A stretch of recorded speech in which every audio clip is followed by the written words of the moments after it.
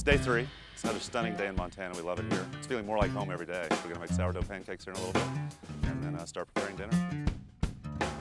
One of you guys want to come around here, and I'll let you start mixing this up. First thing we're gonna do is start with the sourdough starter. Now, one thing, smell that. A little twangy, bitter.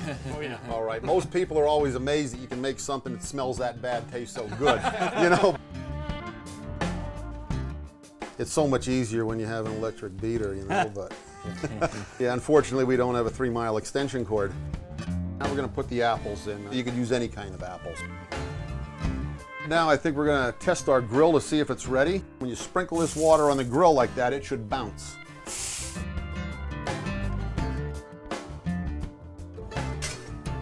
There you go.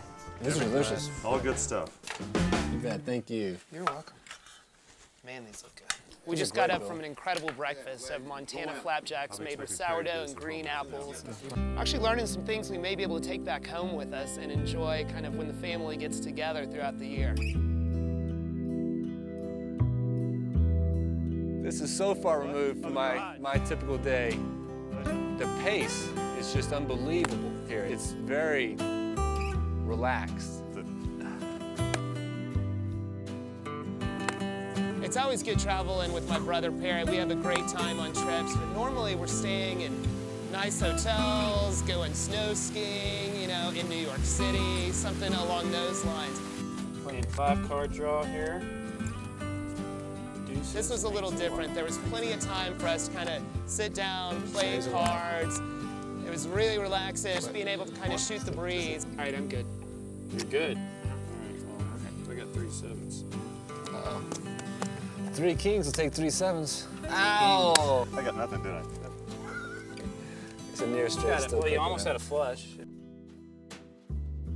Cobblers are always big hits in the Dutch oven. You know, the cherry cobblers, apple, peach. We just used mixed berry for something for the color of it. It gives it a nice coloration and everything, and the guys really seem to enjoy it. And look, the way food looks has a lot to do with how people enjoy it, you know. One of the favorite desserts you're ever going to find in camp is cobblers. And you can make apple cobbler, peach cobbler.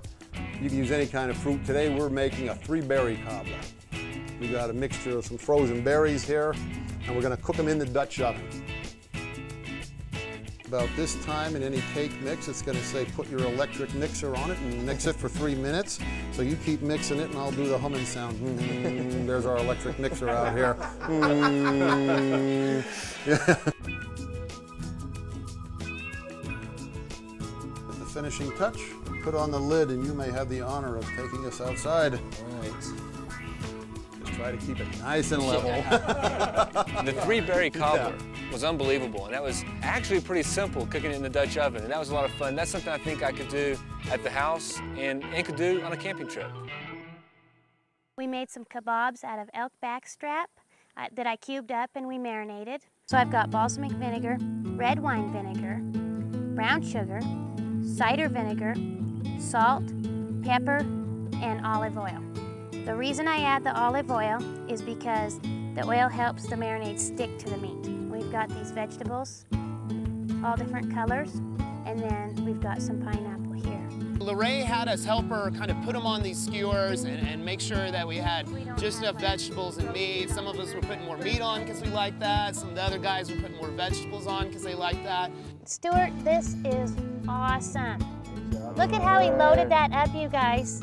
A+ for Stuart. You're the kebab man. Yeah, you show off.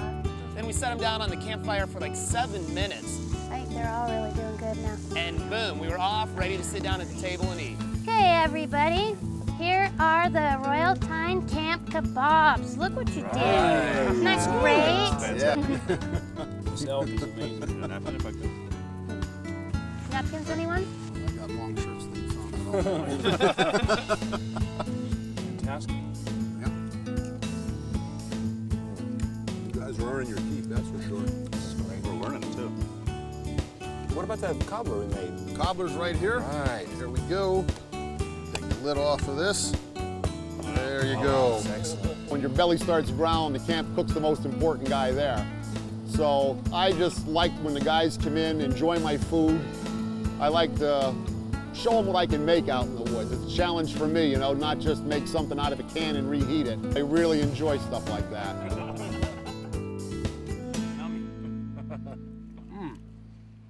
Amazing.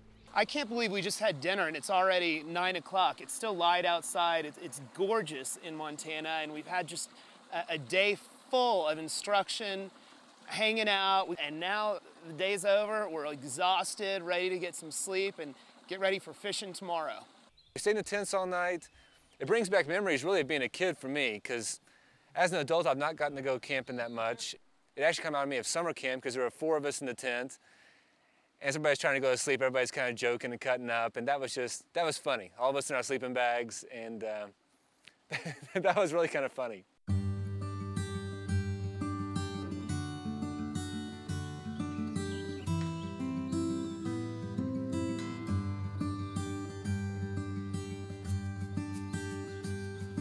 So exactly what kind of fish are we fishing for today? We'll be fishing for trout today. We have brown trout, rainbow trout, and cutthroat trout in here. And all of those good eating? All of them are good eating, yep, every one of them. Excellent. We want to fish either across stream or slightly upstream, because when these fish are in the river, they're going to be looking upstream, and if we're fishing down, they're going to be seeing us. And this is a real clear river and not very deep, and they can see a long ways.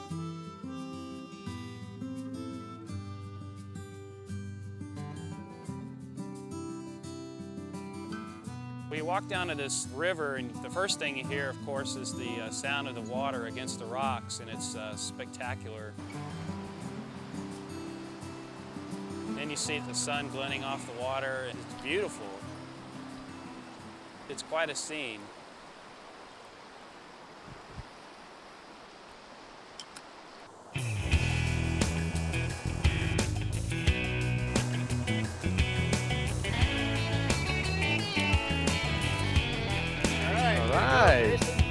Bring her home, Monty. Wow.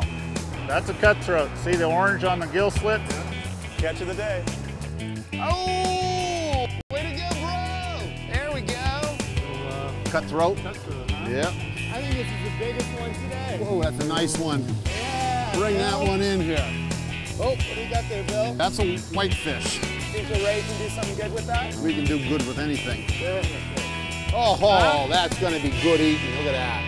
Now that is a nice Montana cutthroat right there. Congratulations on that one. That's cool, man. I haven't been fishing since I was a kid. That was a lot of fun. I've never done anything like that. That was just completely out of my comfort zone to do something like that. My entire experience with fishing was one time with my grandfather as a child. Went out and the boat started on fire and we went right back in, and that was it. So my knowledge of fishing was none. And so it was a great experience to do something I'd never done before and wasn't expecting to do when I came here. And then to take that to the next step and actually create the meal was something that I can't imagine ever having that opportunity in my day-to-day life. All right, you guys, we are going to cook up the trout that you caught this morning. If you would, cut some slices of onion, take some lemon pepper, sprinkle it on the outside, take the seasoning salt. I'm gonna take a little bit of that spinach, sprinkle it on him, and I'm gonna wrap this up with some light duty foil. Perfect. How about let's go out and cook them? Excellent. These, I'm guessing, because of the way that they're done, you don't have to turn them, right? Right. Smells good. All right, guys, here's our day's efforts. All right. Oh, Excellent. sweet. It's very good. Open those puppies up. Absolutely. This is some gourmet dining. Dinner was great. I mean, it's not very often you get to catch something and eat it just a few hours later. It was very fresh. Ray definitely knows what to do with the trout, and I think Monter did a great job with it, and it was a lot of fun.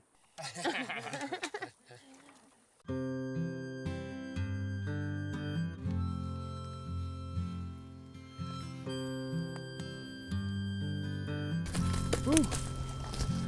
Oh yeah, I feel it. The best parts of us hanging out was when we got to sit around the campfire underneath these huge stars. And I think I know why they call it Big Sky Country now.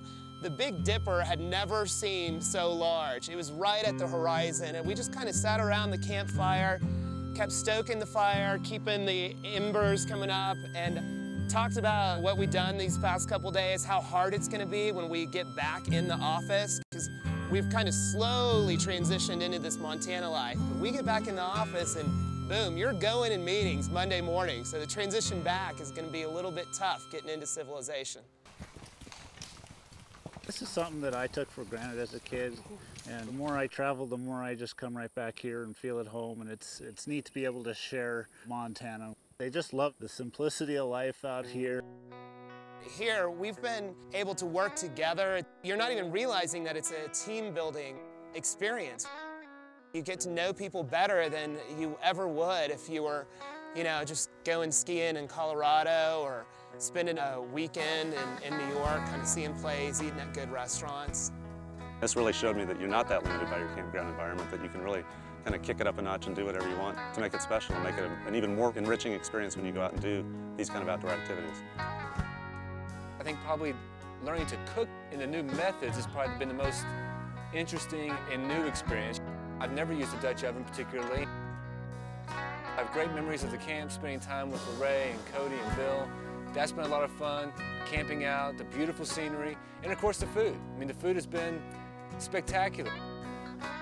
When I leave this camp, I'll be taking certainly new friendships that were created while I was here and people that I would think that I would keep in touch with for years to come.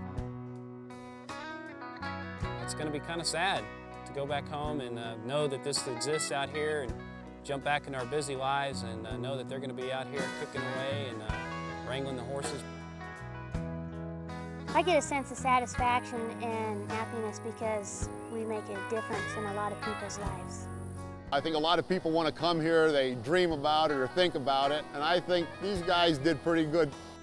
When they leave here, they're going to be taking a sense of accomplishment because they came out here and they actually did this cooking for themselves. They're going to take that with them, plus they're going to take a knowledge about life in the backcountry here. I'm going to definitely think back to the experience that I've had while I've been here. It's not just the cooking. I mean, I'm going to take those skills home with me, but this is a lifetime experience.